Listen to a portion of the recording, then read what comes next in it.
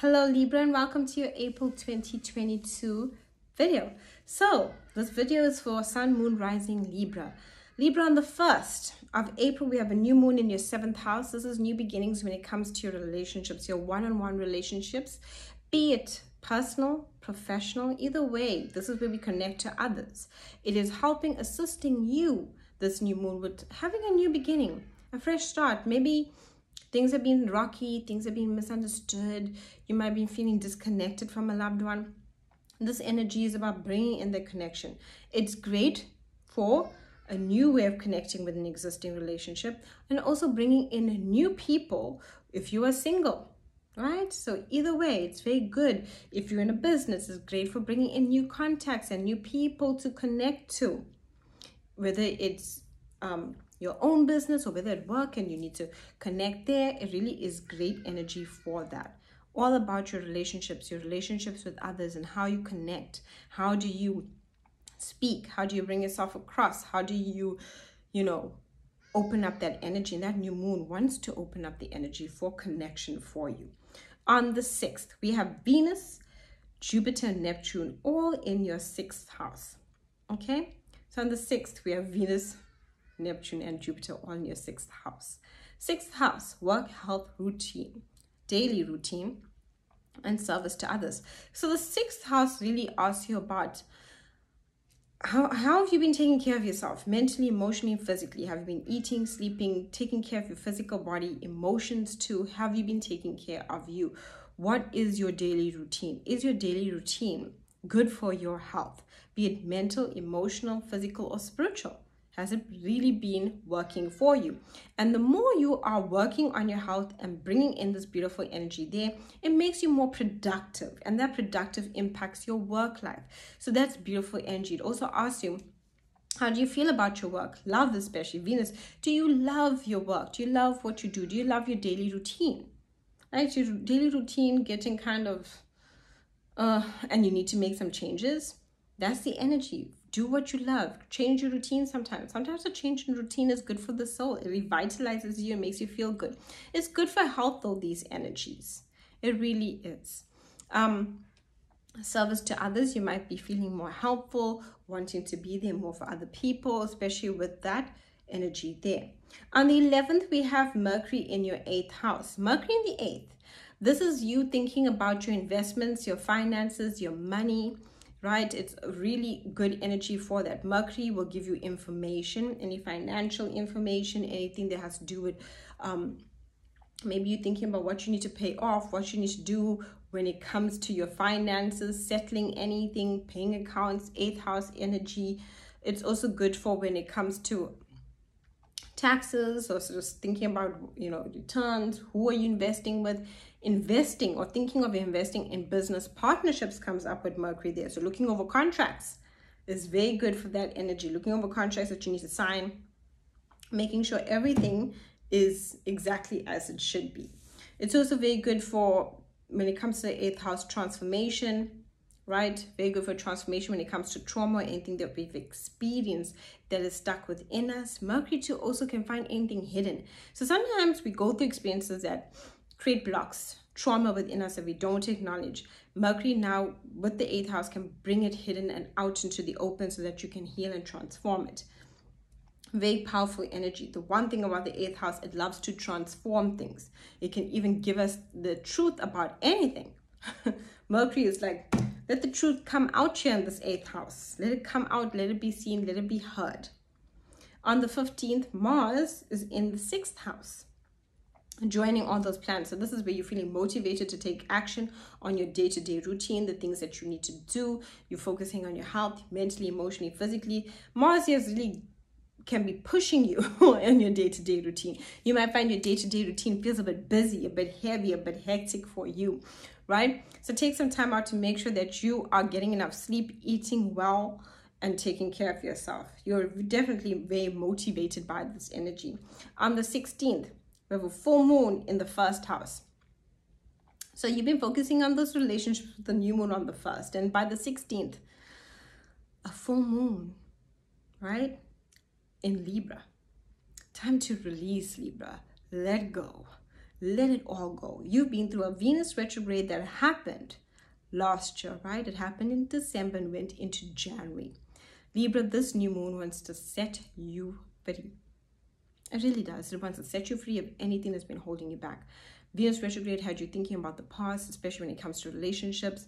Had a lot of emotional wounds come up from childhood and childhood experiences, things that were stuck within you. You know, things that we learn in childhood that we think it is the way it is. You know, when parents might say be nice, and then we take it literally and we're like all the time nice, and we never ever have any boundaries. They weren't meaning harm, they were just meaning be polite, but then we've taken it in a way where we feel we always got to be nice. That's the right thing to do, right? But then it's not the right thing to do for you. So this full moon is letting you release, especially the Venus retrograde that happened in your 4th house of childhood, of home and family and love. It's wanting you to release for you. This is like the best blessing that can come your way, Libra.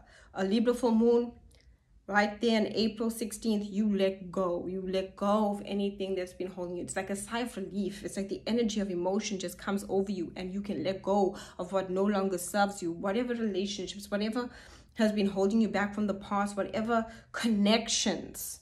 Because you are Libra, you are about connections. You rule the 7th house of connections. It's all about connections with you. And right when that Venus retrograde happened was all about healthy connections and unhealthy connections. So when this Libra full moon happens on the 16th of April, you are releasing for you. You are releasing, so from your heart, you are set free from anything that you are connected to that is no longer serving you. And you need to let go of. It's going to be a sigh of relief. It's for your highest good. This is all focused on you, for you to cleanse and clear yourself, to move forward, especially coming into this year with a Venus retrograde. And why a Venus retrograde is so important for you? Because Venus is your ruler. So when it retrogrades and it affects you in many ways, and especially in deep emotional and powerful ways. And it takes some time for you to come out and truly come out of a Venus retrograde. So even though a Venus retrograde is over, right, it ended in January, it's taking you some time to come to terms with all you've experienced since December and January till now. All the questions, the doubts about relationships and the past experiences that you had that were in your mind. That Libra full moon wants to release and cleanse you. Allow it, right? Allow it to do so. On the 20th, the sun is in your 8th house, right? The sun, opportunities to see anything that's hidden. It comes to light. The 8th house rules psychology. It rules a lot. It rules money, investments, taxes, death, transformation, sex, but it also rules anything hidden. Now the sun shining on anything hidden brings everything to light, whatever you need to see about yourself. Sometimes we hide parts of ourselves, and that's okay. You know, we don't want to be walking around our pain all over us, so we put it in a box somewhere and keep it tucked away deep under all the other boxes in our emotional self.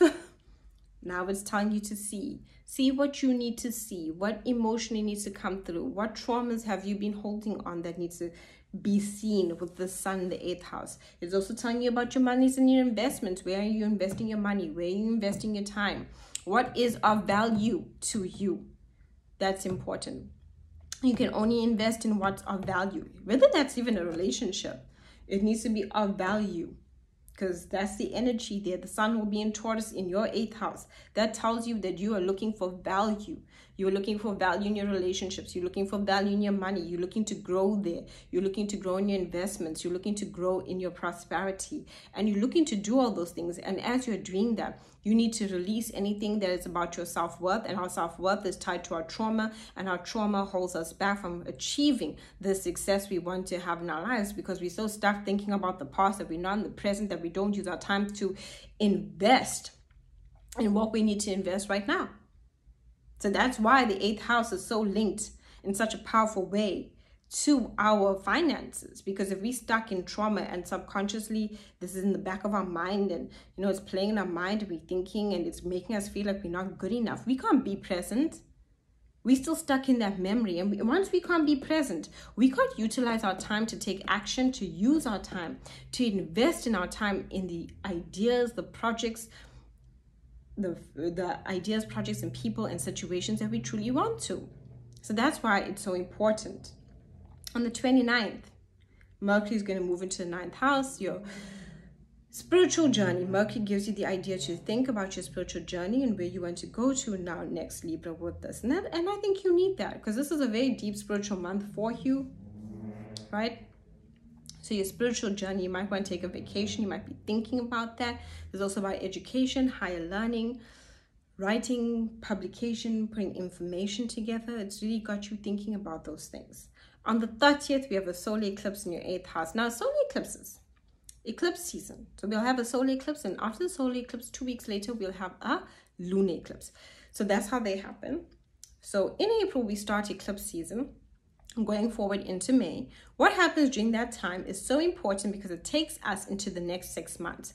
Now, you are going to go through a solar eclipse in your 8th house. This is good for investments, money, taxes, returns, finances. It's also very good and healing for you because it's solar. It rejuvenates you, where it gives you the opportunity to see what's holding you back, what's important, and how you need to invest your time, your energy, your finances, and what you want to invest it in. What do you want to invest your time in? Do you want to go for that promotion? And invest time and take it. If you want to go for that raise, invest time and take it. If you want to educate yourself further, invest time and take it. If you want to, invest in yourself and, self-care, that's an investment too. All these things are investments, and all of them have returns, and that's the energy of that solar eclipse. It's telling you for the next 6 months, invest in the things that are important to you. And really go for it. It's also very psychological. It's helping you psychologically get over certain aspects that have been very difficult, very painful, and very traumatic for you when it comes to your closest relationships. It's healing you in a very deep and profound way, Libra. So utilize that energy. Don't let it go to waste. Embrace it. Be in the moment and think about those things, yes, but allow it to set yourself free. I would even do a write and burn, where I'll take a paper, write out all my feelings of what I want to let go, and set the paper alight, and you are purifying yourself. What that act of doing that is what you are literally doing in the month of April. You are purifying yourself of all the traumas, all the attachments, the cords you have to people, and the pain that was happened. Because once someone hurts us, it creates a memory, but it creates a cord between us and that person, that time, that experience. And we feel stuck in a loop because we'll move forward and we come back and we have to re-look and analyze this pain. But it's now wanting to break free, break away those threads. So allow April to do that for you. Thank you so much for watching, Libra. Do like and subscribe. Our website's linked down below if you'd like a reading, as well as a link for appreciation of these videos.